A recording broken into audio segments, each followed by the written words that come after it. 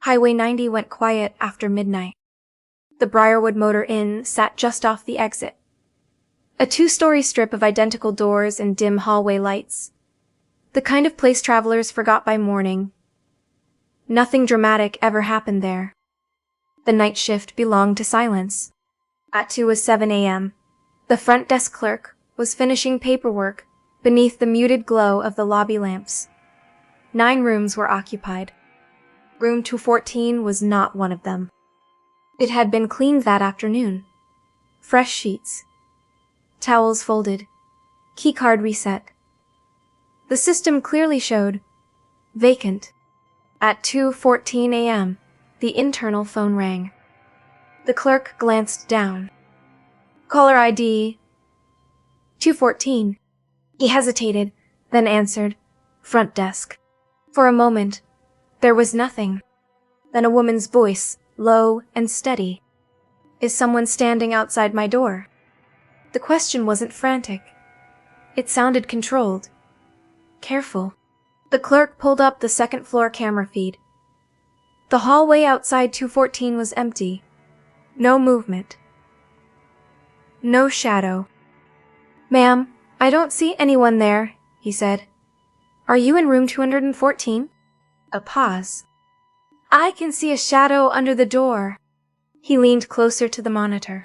Nothing. Just patterned carpet and a red exit sign at the far end. There's no one outside, he replied. Silence lingered. Then, softer. It hasn't moved. He checked the occupancy screen again. Room 204, vacant. No check-in. No keycard issued. Can you confirm your name? He asked. The line stayed open. He could hear her breathing now. Slow, even. And beneath it, something faint. A low hum. Barely noticeable. On the screen, the hallway remained unchanged. No one is there, he repeated. If you're in that room, I'll need you to come to the front desk. Another pause. When she spoke again, her voice sounded farther away. It's closer now. A slight tightening settled in his chest. The monitor showed nothing. No shadow. No movement. Just an empty corridor. Ma'am. The line went silent. Not with a click. Just absence. The call timer read, the beast of 14. He ended the call and immediately checked the system. Room 24 of Makuf vacant. No door access recorded. No master key used. No internal call logged. At 2:16 a.m., the system reset automatically. No errors. No trace of the call. The hallway camera feed stayed still. Empty. At 2:14 a.m., the next night, the phone rang again.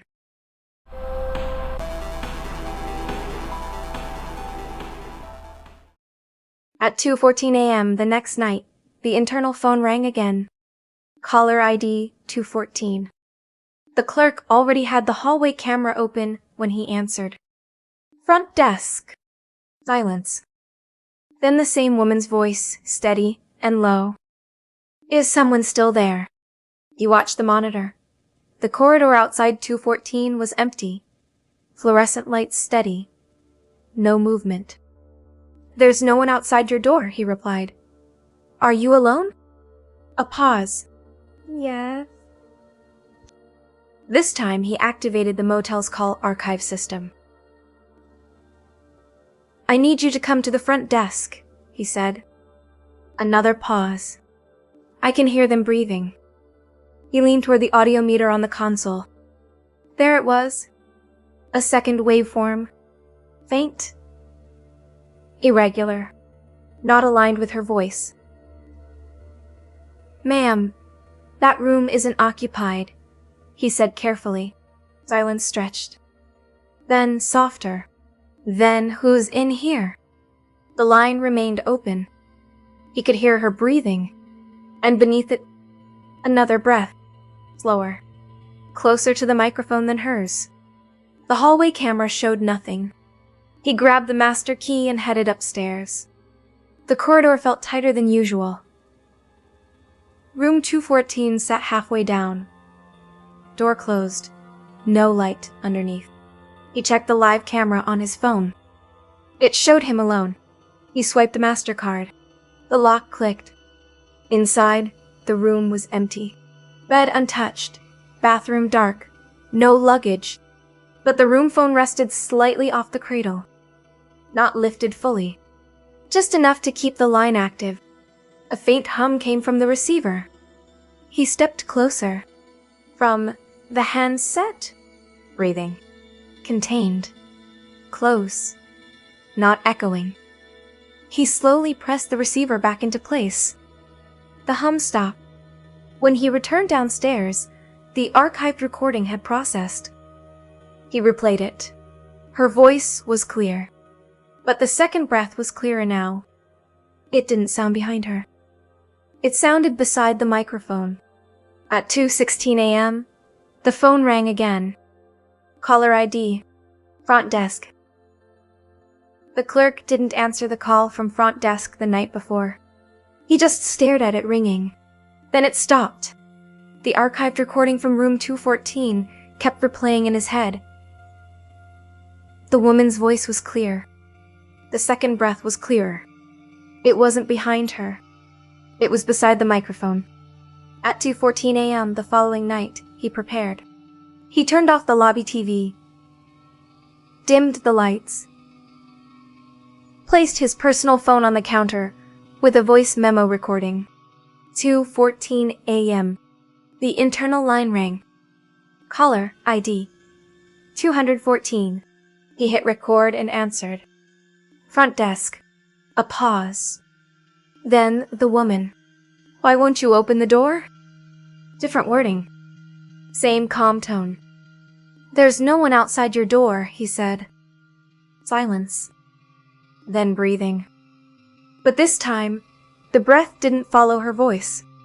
It came first. Slow, close, measured. His eyes shifted toward the back office door behind him. Closed. Unlocked. Ma'am, where are you? He asked. A longer pause. Inside. The word felt wrong. Not echoed. Not distant.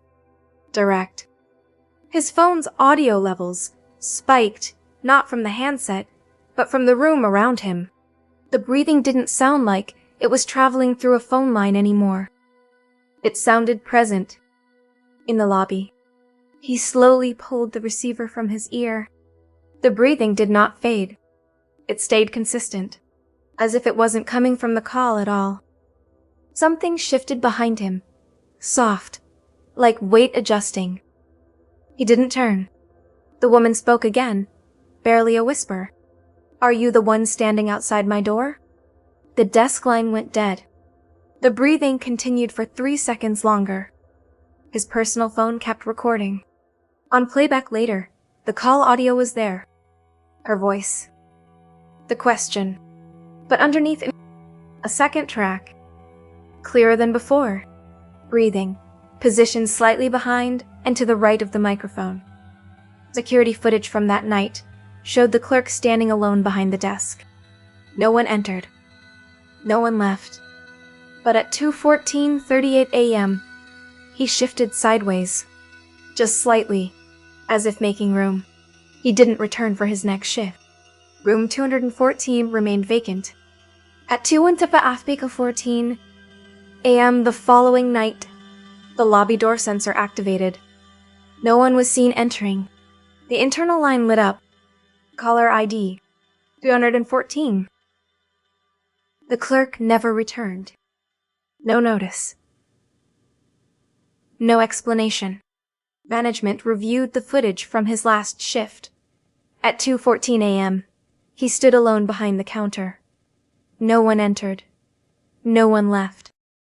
At 2:38, he shifted slightly to his left. Just enough to make space beside him, as if someone had stepped too close. His personal phone recording was saved. The final seconds were clear. The woman's voice.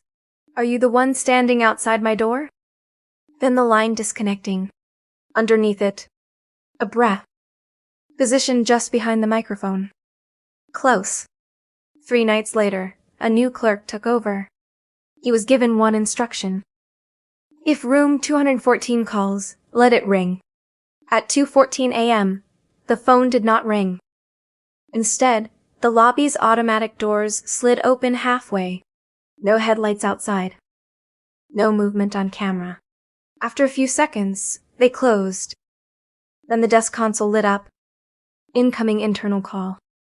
Caller ID 214. The new clerk hesitated, then answered. Front desk. Silence. No hum this time. No layered distortion. Just an open line. He checked the second floor camera. The corridor outside 214 was empty. Then the woman's voice, calm as before. Are you the one standing outside my door? He glanced toward the lobby entrance. Closed. Still. I don't see anyone, he said. A pause. Then, oh. The line remained open. That's strange, she continued softly. Because someone is. The call ended.